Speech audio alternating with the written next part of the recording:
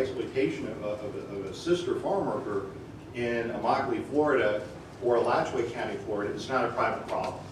That is a collective problem. That's a problem that occurs in this community.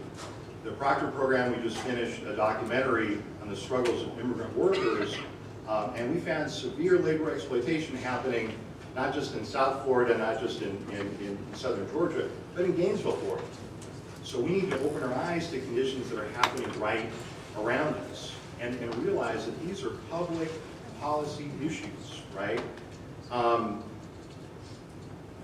When we talk about labor action today, in addition to the dialogue that we're engaged in, I did also want to mention the work of the Coalition of Immokalee Workers, which in addition, I think, to the Farmers Association, is doing really tremendous work. Now, one of the things that's interesting about the Coalition of Immokalee Workers is that they start with a critique of agriculture, a systemic critique, and then they ask us all to get involved in the issue.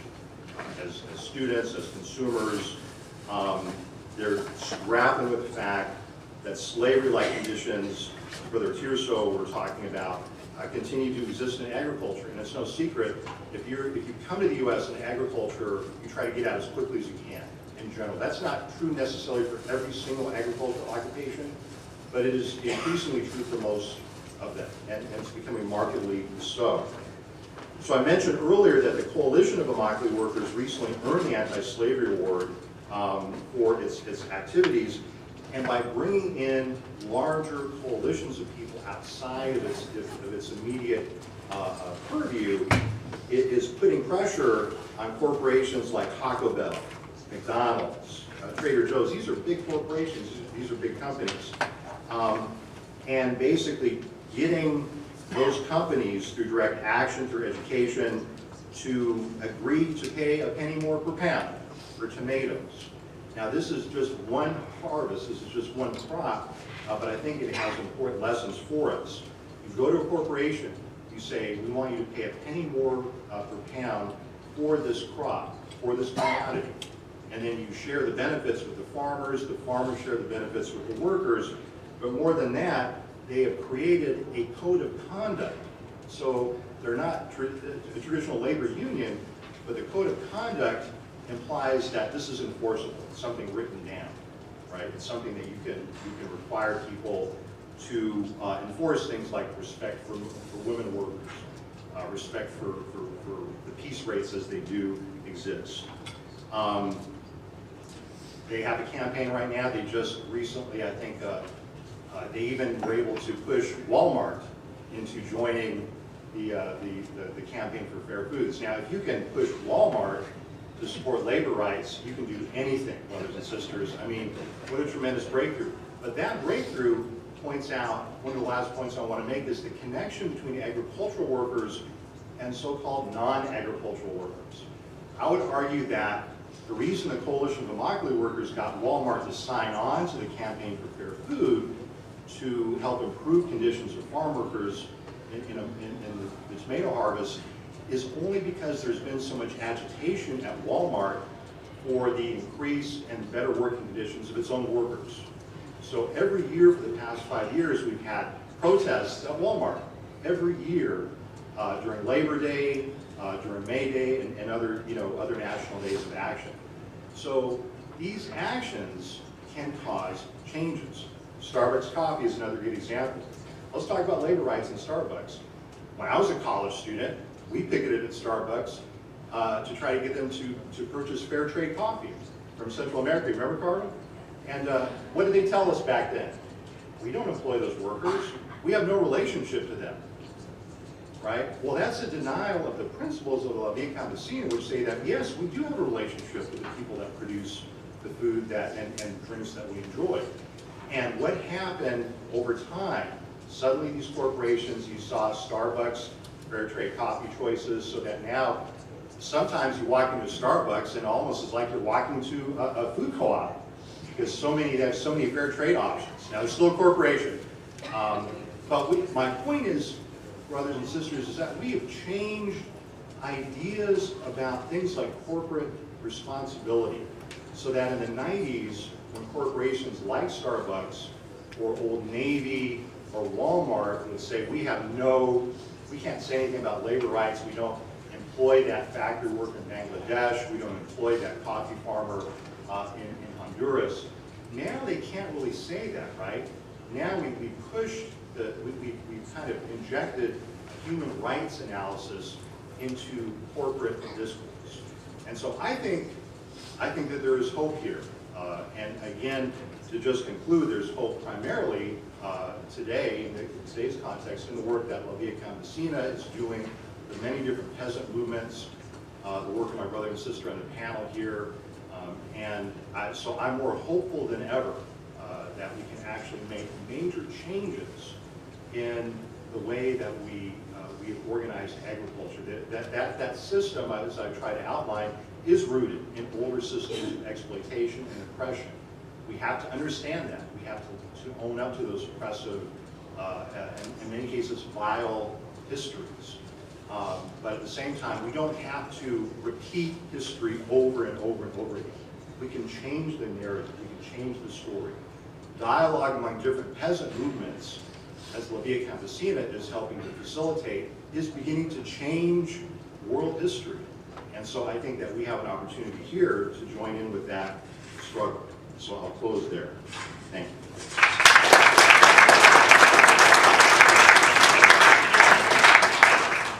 I think we have a microphone here. We've got time for questions and discussion.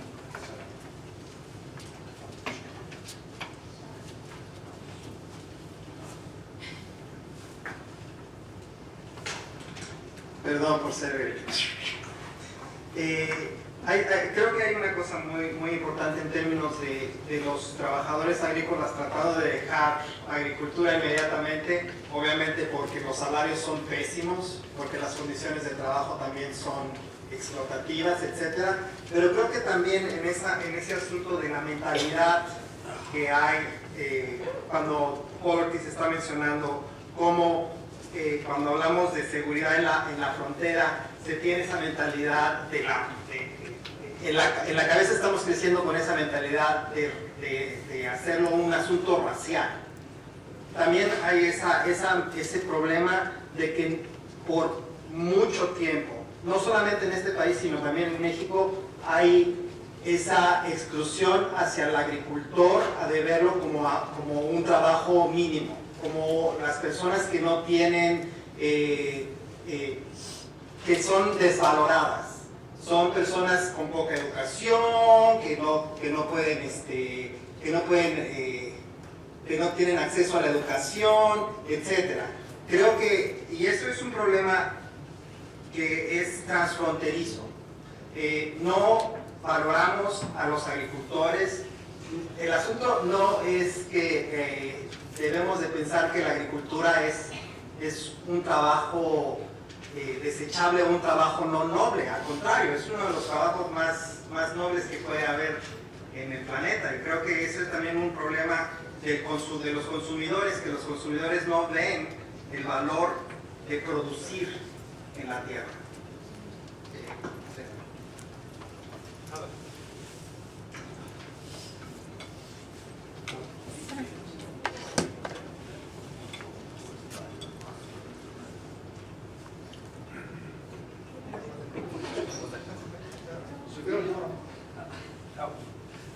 I just manage the microphone. I have a very specific job. I don't know if we want to collect a few questions and then instead of responding to each one, why don't we have a sort of a round of questions?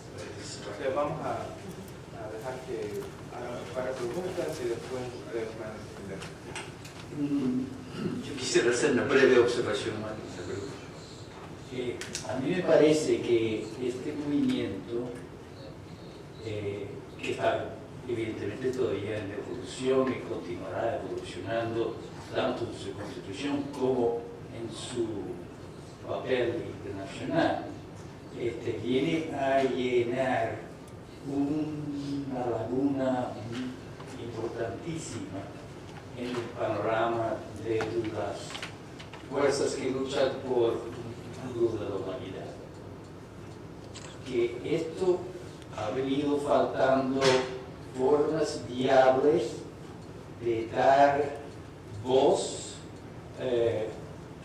puntos de vista, propuestas a la comunidad internacional en general a través de las varias instancias de interés que existen, que no ha tenido una eficaz, digamos, que yo sepa, no estoy metido a fondo en esta cuestión, pero que le ha ido faltando esa voz o esa coherente conjunto de voces a nivel internacional y no solamente en las relaciones específicas de determinados grupos de personas, trabajadores, mujeres, etcétera, etcétera, etcétera, que han venido sufriendo los problemas sobre los cuales hemos ocurrido y los que no hemos oído los detalles hoy. Todas esas voces no escuchadas o que se refieren en los diarios de una manera muy vaga y eso, no han tenido la eficaz representación organizada hasta ahora que en su momento y con sus defectos y sus logros, por ejemplo, el movimiento obrero organizado ha tenido diferentes casos. Esto en condiciones en que está cada vez más evidente que no está garantizada la futura del futuro de la humanidad a largo plazo para nada, independientemente de que la persona que está ahora viva y nuestros hijos, muchos de nosotros vamos a tener problemas. Que esta visión y esta influencia viene o apunta por lo menos a aportar o contribuir a aportar a llenar esa vital laguna, sin la cual entre unas generaciones la gente estará hablando de, bueno, ¿cuántos de nosotros vamos a sobrevivir? ¿Vamos a otro planeta? ¿Qué sé yo? I have a question.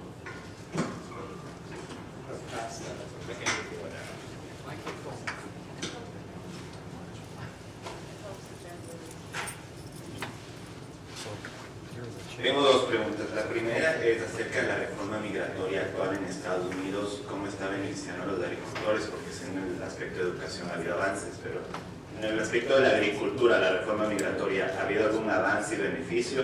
Y la segunda pregunta que tengo, el último panelista discutió acerca de Immaculate, y quisiera saber si ha habido algún avance en cómo entre la cultura en sí de agricultores, entre mexicanos, hispanos, cómo se conjuga la forma social entre el afro-hispano, el hispano y la gente de Haití. Entre ellos hay unidad y entre ellos están colaborando juntos o siguen siendo grupos independientes en el avance de la agricultura. Why don't we allow our panelists to respond to this first round of questions? Pueden responder a esta primera ronda de preguntas.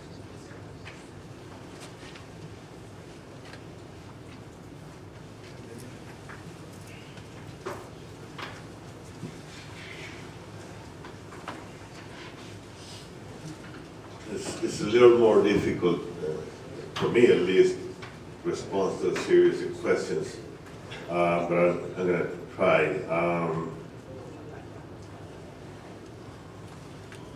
Well, I think it was a good comment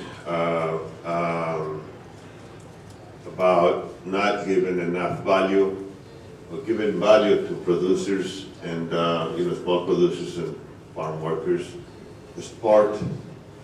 It's kind of part of the problem, but I mean that I think La Vida Campesina is doing a good job. But it's not only that, it's the lack of support, what I was talking about, to improve and to support the small producers and to support the farm workers to improve things for them. A lot of effort being done to support and to improve corporate farming, corporate production, corporate profits, which is, it's okay. I mean, it's okay, but I think it's an imbalance. And of course, I do understand why institutions and even politicians support that. Those are the ones that help us, help us to pay the bills or, something. At least that's what we figured. Well,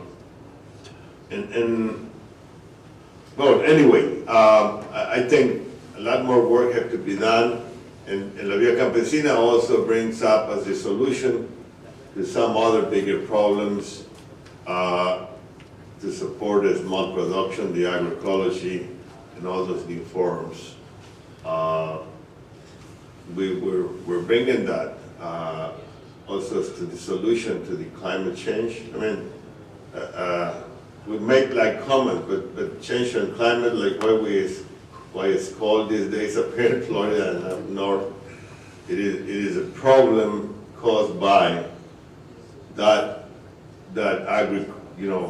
corporate agricultural production and all that, us eating oranges in Florida from California instead of eating local oranges. There is a good movement. There's a good movement, and I think it's a good conscious growth, at least in this country, about the need to support for a change, and we need to listen to that. We all need to listen to that. The struggles of the farm workers, and the improvements, the gains to improve had came because of the support of conscious people in society. And that consciousness is growing about the effects of corporate production, the effects, and the failure of the idea that the kind of agricultural production we're supporting and promoting has not solved the problem of poverty and hunger of the world. That was not the solution. We're still just supporting that model. We have to support other models, other alternatives, not just continue with the old idea. Some of our brothers and sisters that came up with models of solving the problems of the farm workers. I have, in my recognition for their work and for good results, but sometimes also point out, and some of their supporters point out, to continue supporting the same model, same old model. Maybe that's why we got good responses, because they're supporting and legitimizing, and what other words I can use, that old model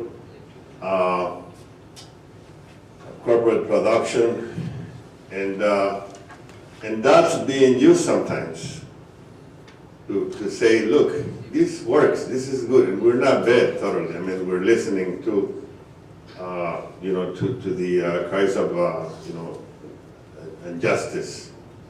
So everything goes down that way, and not looking at what can we do, what other alternatives we have. Yeah, there are several alternatives, but they're all going up that way. So we have to see and use other alternatives. I think there are some good alternatives. We're part of the Domestic Fair Trade Association. The brother has mentioned, fair trade?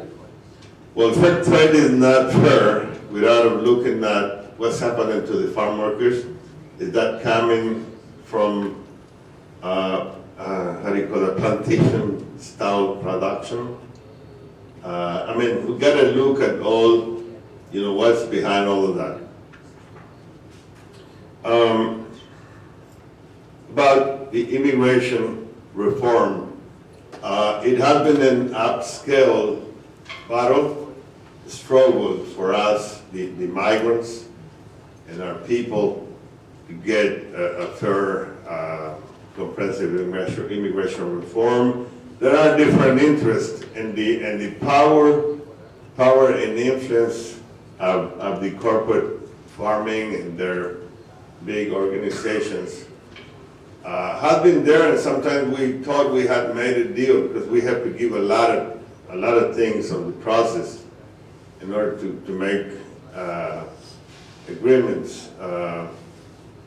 But then it failed again, and it's clear, it's clear to us. I mean, we made an agreement. Now it not came through again. Corporate farming, they are changing things, and they, giving up on the thing of getting a better immigration reform. Now, remember I say they are replacing the undocumented family, families of farm workers with guest workers.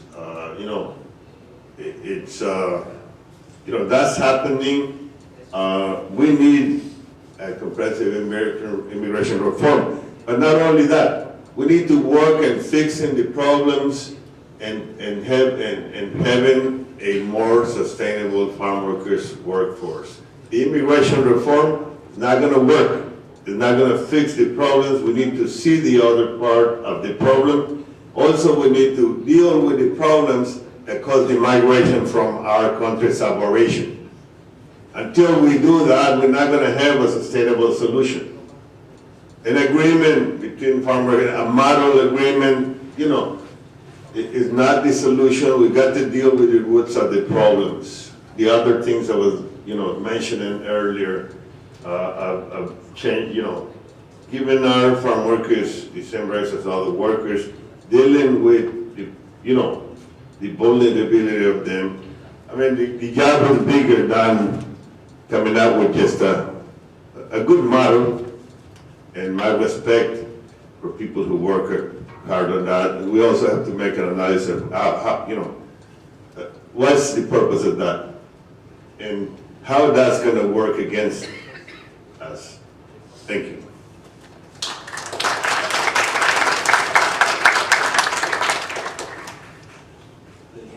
Quería hacer un comentario.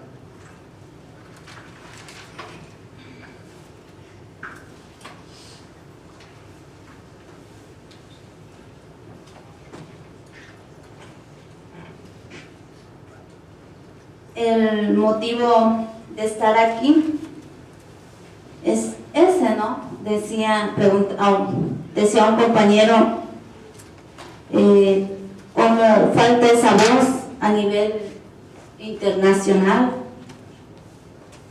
Pues es la idea de estar aquí con ustedes, que nos escuchen, promover nuestras campañas, y así como aquí, en todo el mundo está la vía campesina.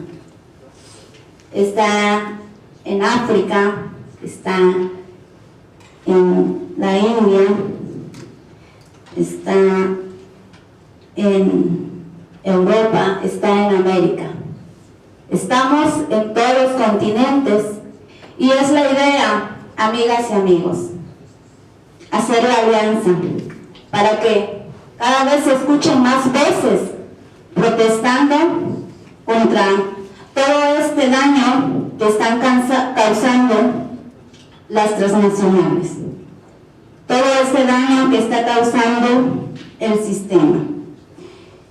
Y efectivamente somos una organización mundial que luchamos por el futuro de la humanidad, que luchamos por heredar tierra, por heredar agua, aire, y con ello pues la vida en el planeta. Si no luchamos por esto, ¿qué vamos a heredar a las futuras generaciones? Las que alcancen a llegar. Posiblemente una fotografía, donde digamos, este es el agua, esta es la tierra, estas son las semillas. Luchamos contra esos alimentos genéticamente modificados. Contra eso es nuestra lucha para preservar la vida humana. Y les decía hace un rato, pero no es gratis. Tenemos que trabajar y conservar la biodiversidad. ¿Y cómo? Defendiendo la agroecología. Es mi intervención. Gracias. Gracias a la compañera Liliana, al compañero Tirso, y al compañero Paul. I just want to thank all of our panelists. I think they've warmed up the conversation a little bit, although the room's not that warm.